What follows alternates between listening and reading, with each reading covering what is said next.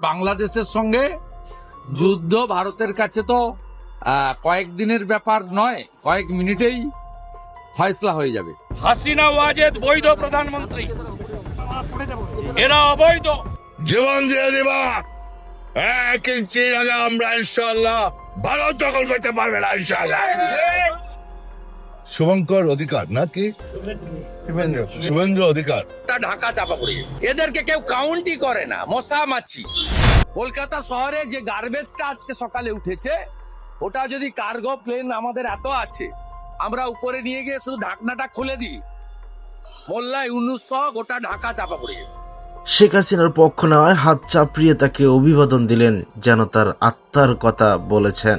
দর্শক, যখনই শুভেন্দু এই শেখ হাসিনাকে কেন্দ্র করে কথা বললেন যে শেখ হাসিনা এখনো বৈধ প্রধানমন্ত্রী, যারা বিএনপিরা ক্ষমতায় আসছেন তারা সকলেই বৈধ নন, যখন এই কথাগুলো বললেন, জাস্ট এই কথা শোনার পর মোদী দেখুন কিভাবে তাকে মানে তার পিঠ চাপড়ালেন।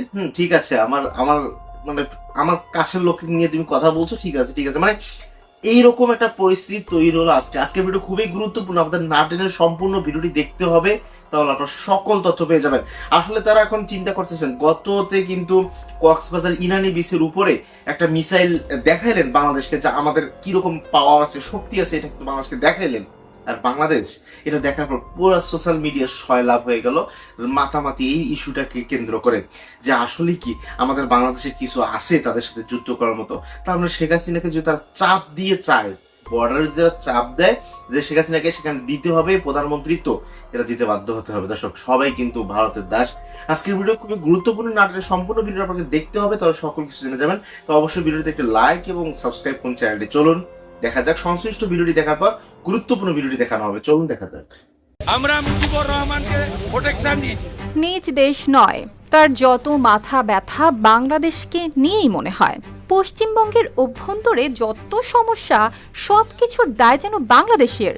রাজনৈতিক অস্থিরতা থেকে সীমান্ত ইস্যু, জনসংখ্যা বিতর্ক থেকে ভোটের হিসাব, সব কিছুতেই যেন উঠে আসে বাংলাদেশের নাম। আর এই বয়ান তৈরিতে সবচেয়ে বেশি সরব পশ্চিমবঙ্গের মুখ্যমন্ত্রী হতে যাওয়া শুভেন্দু অধিকারী। সুযোগ পেলেই বাংলাদেশকে নিয়ে কটাক্ষ, বিতর্কিত মন্তব্য ও উস্কানিমূলক বক্তব্য করতে একটুও পিছপা হন না তিনি।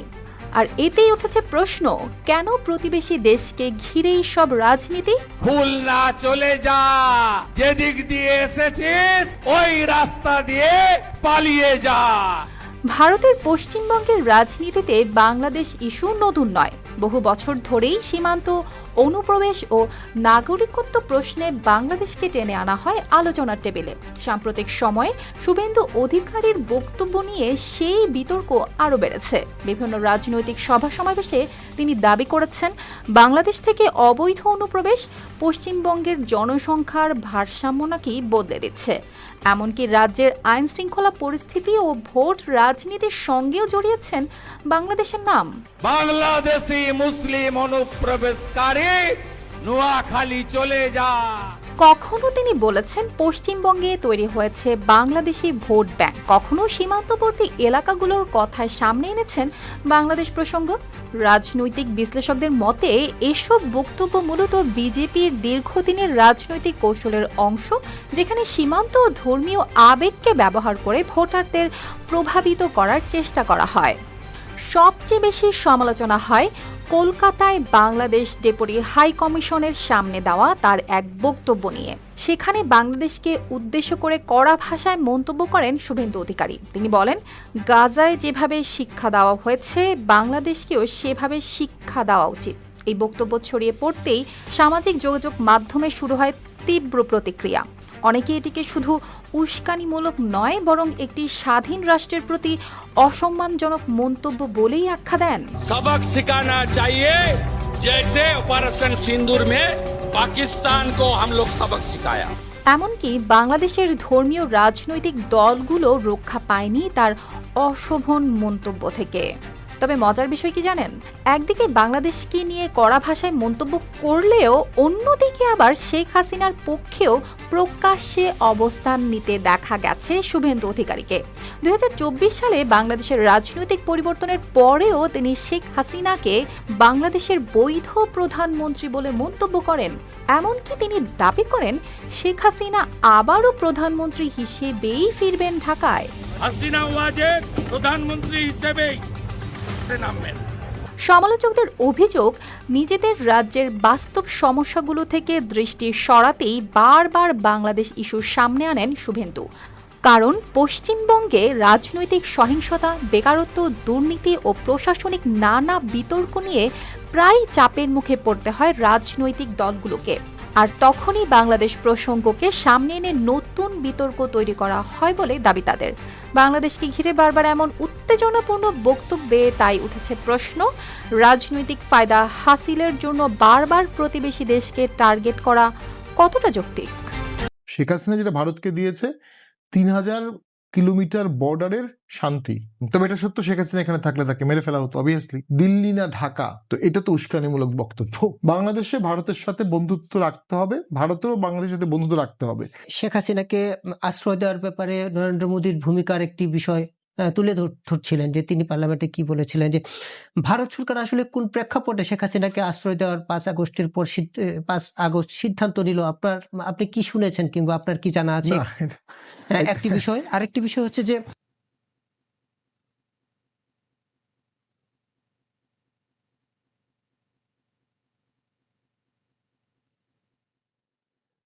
আমরা পশ্চিমবঙ্গের রাজনীতির একটি বিরাট বড় পরিবর্তন দেখেছি। বিজেপি ক্ষমতায় আসলো দীর্ঘদিন পর, প্রথমবারের মতো।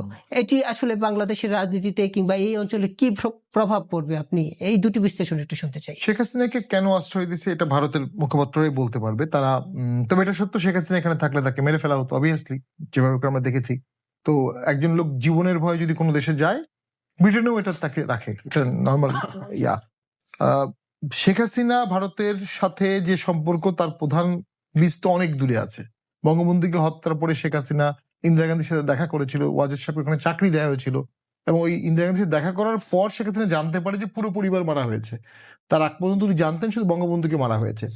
নাও শেখ হাসিনার আমলে ভারত কি পেয়েছে, মানে অনেক কথা আমরা বলবো, তাবেদারি, উমেদারি, বাণিজ্য। আসলে ভারতের বড় ইকোনমিতে বাংলাদেশ বাণিজ্যে খুব বেশি। শেখ হাসিনা যেটা ভারতকে দিয়েছে 3000 কিলোমিটার বর্ডারের শান্তি। এই কমপ্লেক্স 3000 কিলোমিটার বর্ডারে শেখ হাসিনার আমলে ভারতকে কোনো টেনশন করতে হয়নি, যেটা আগের আমলে করতে হয়েছিল 10 ট্রাক অস্ত্রের কারণে। 10 ট্রাক অস্ত্রই বাংলাদেশের রাজনীতির গতিপথে অনেকটা পরিবর্তন এনে দিয়েছে। আপনি কেন 10 ট্রাক অস্ত্র বাংলাদেশে ঢুকতে দিবেন আরেকটা দেশে ব্যবহৃত হওয়ার জন্য? সেটা তো ডাইনামিক্স চেঞ্জ করে দিয়েছে পলিটিক্সের, যেটার জন্য সাফার করেছে সবচেয়ে বেশি বিএনপি। এনেছে কি আমি জানি না, সবচেয়ে বেশি সাফার করেছে বিএনপি। এখন যদি বর্তমান সরকার ওইরকম কোনো ঘটনা ঘটতে না দেয়, এই সরকার আওয়ামী লীগের মধ্যে কোনো পার্থক্য করার কোনো অধিকার ভারতের নাই। এটা আমাদের দেশ, আমাদের সরকার। কিন্তু আরেকটা জিনিস আছে, ভারত কিন্তু আমাদের এই 50-60 বছরের ইতিহাসে 1 ইঞ্চি জায়গা বাংলাদেশ থেকে নেয়নি, এবং 71 সালে তারা চলে গেছে। সেকেন্ড ওয়ার্ল্ড ওয়ারের বহুদিন পর্যন্ত আমেরিকান সোলজার ছিল, কিন্তু ভারত চলে গেছে। বঙ্গবন্ধু বলেছে তারা চলে গেছে। তো ভারত বাংলাদেশের জায়গা চায় না, কিন্তু বাংলাদেশের ভূমি যেন ভারতের স্বাধীনতা সার্বভৌমত্বের জন্য ব্যবহার না হয়, এটা ভারতের একটা কনসার্ন থাকাটা খুবই যৌক্তিক। সেখানে বাংলাদেশের কোনো ব্যক্তি যদি বলে আমি কলকাতা হেঁটে হেঁটে দখল করব, দিল্লি না ঢাকা, তো এটা তো উস্কানিমূলক বক্তব্য। তো সেটার ক্ষেত্রে আমাদের মর্যাদাপূর্ণ বন্ধুত্বপূর্ণ সম্পর্ক রাখতে। You may change your enemy but you can't change your neighbour. Atal Bihari বাজপেয়ীর কথা, তার সে বিখ্যাত ডায়লগ। অটল বিহারী বাজপেয়ী তো RSS নেতা ছিলেন, সেখান থেকে তিনি প্রথম গেলেন পাকিস্তানের সকল বিতর্কের মাঝখান দিয়ে গিয়ে পাকিস্তানের সেখানে এক সাংবাদিককে জিজ্ঞেস করলো যে আপনি অবিবাহিত, আপনি যদি আমাকে বিয়ে করেন তাহলে আমি কাশ্মীর দিয়ে দিব আপনাকে। তখন অটল বিহারী বাজপেয়ী কাশ্মীর না, আমি আপনাকে বিয়ে করতে রাজি, তুমি পুরো পাকিস্তান দিয়ে দেন আমাকে। তো ওই যে স্টেটসম্যানশিপ তো এইটাই। অটল বিহারী বাজপেয়ী যখন প্রধানমন্ত্রী ছিলেন না, তখন পাকিস্তানের বিরুদ্ধে গালিগালাজ করেছেন, কিন্তু প্রধানমন্ত্রী হয়ে বন্ধুত্ব করেছেন। বাংলাদেশে ভারতের সাথে বন্ধুত্ব রাখতে হবে, ভারতেরও বাংলাদেশের সাথে বন্ধুত্ব রাখতে হবে। এটার কোনো বিকল্প 2 দেশের জন্য নাই, এটা 2 দেশকেই বুঝতে হবে। এবং যুদ্ধ বা জিহাদ, বিপ্লব এই সমস্যার সমাধান করবে না। ভারতকে বাংলাদেশের মানুষের সাথে peer to peer relation, people to people relation develop করতে হবে। তার একটা নিদর্শন হতে পারে তারা দীনেশ ত্রিবেদীকে পাঠাচ্ছে বাংলাদেশের হাইকমিশনার হিসাবে, যিনি ইউনিয়ন মিনিস্টার ছিলেন। ভারতের ইউনিয়ন মিনিস্টার তো অনেক বড় বিষয় ন্যাচারালি। তো তিনি আসার ফলে ন্যাচারালি পলিটিশিয়ান টু পলিটিশিয়ান সম্পর্কটা লেস ব্যুরোক্রেটিক, মোর ইমোশনাল হবে। তবে আমি নিজেও সিএএ নিয়ে খুব শঙ্কিত, কারণ বিজেপি আসার পরে ওখানে মসজিদ ভাঙ্গা হচ্ছে এবং এটার একটা স্পিল ওভার ইফেক্ট বাংলাদেশে আসতে পারে এবং বাংলাদেশের উগ্র মৌলবাদী শক্তিরা এটাকে পলিটিক্যাল কার্ড হিসেবে ইউজ করতে পারে। সেটা যদি হয়ে থাকে দুর্ভাগ্যজনক। ওখানে বিজেপি জনপ্রিয় হলে এখানে জামাত জনপ্রিয় হতে পারে, এটা একটা ইকুয়েশনও আছে। বর্ডার গুলো ওইদিকে আনরেস্ট হয়ে যায়, তো বাট সেটা কোনো দীর্ঘমেয়াদী সমাধান হবে না। But on the other hand এটা ভারতের আভ্যন্তরীণ বিষয়, তার প্রদেশ সে বুঝবে। আমি আমার বর্ডার, আমার দেশ নিয়ে আমি থাকবো। ইনফ্যাক্ট ভারতে যদি একটা মসজিদ ভাঙাও হয়, বাংলাদেশে 10টা মন্দির ভাঙলেও তো ওটার সমাধান হবে না। আমরা আমাদের দেশে ইনসাফ করব, আমরা আমাদের দেশে ইসলামের ভ্যালুগুলো কাজ করব, আমাদের দেশের গণতন্ত্র নিয়ে কাজ করব। আরেকটা দেশ নিয়ে আমাদের অনেক বেশি কনসার্ন হওয়ার দরকার নেই। আবার দেখবেন জামাত কিন্তু গাজা নিয়ে কোনো কথা বলে না। অ্যালার্মিং এটাই যে পশ্চিমবঙ্গের সীমান্তবর্তী যে বাংলাদেশের এলাকাগুলো আছে, আওয়ামী লীগের অনুপস্থিতির সুযোগ নিয়ে সেখানে জামাতিরা জিতেছে, যারা মৌলবাদ জঙ্গিবাদের উপর নির্ভর করে গ্রেটার বাংলাদেশের স্বপ্ন দেখে, যারা চিকেন নেককে কেটে ফেলার স্বপ্ন দেখে ইত্যাদি। এটা আমাদের কাছে আশঙ্কার। সেই কারণে পশ্চিমবঙ্গের রাষ্ট্রবাদী জনগণ, বিশেষ করে বাঙালি হিন্দু যাদের হোমল্যান্ড দিয়ে গেছেন ডক্টর শ্যামাপ্রসাদ মুখার্জি, স্বামী প্রণবানন্দ, এপ্রিলের নির্বাচনে কি পেলাম আর কি পাবো যোগ বিয়োগ তো হবে। তার থেকেও বড় বিষয় যে জামাতরা আমাদের 9টি সীমান্ত জেলার পাশের এলাকাতে জিতে গেছে। খুলনা থেকে শুরু করে, বরিশাল থেকে শুরু করে, রংপুর থেকে শুরু করে, চাপাই নবাবগঞ্জ থেকে শুরু করে, পঞ্চগড় থেকে শুরু করে, দিনাজপুর থেকে শুরু করে। It's a very alarming for patriotic people and specially the Hindu people in West Bengal.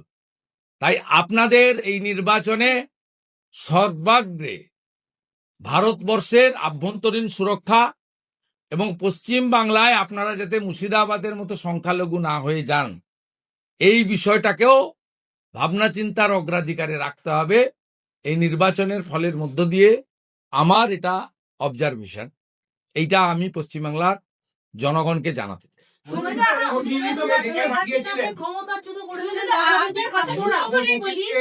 যারা দেখা গিয়েছিল একটা সময় একটানা ভারত বিরোধী স্লোগান দিচ্ছিল, 7 সিস্টার একেবারে কেটে ফেলবে, আপনার নাম করে স্লোগান ভিডিও, তাদের অধিকাংশের গোহারা হার হয়েছে।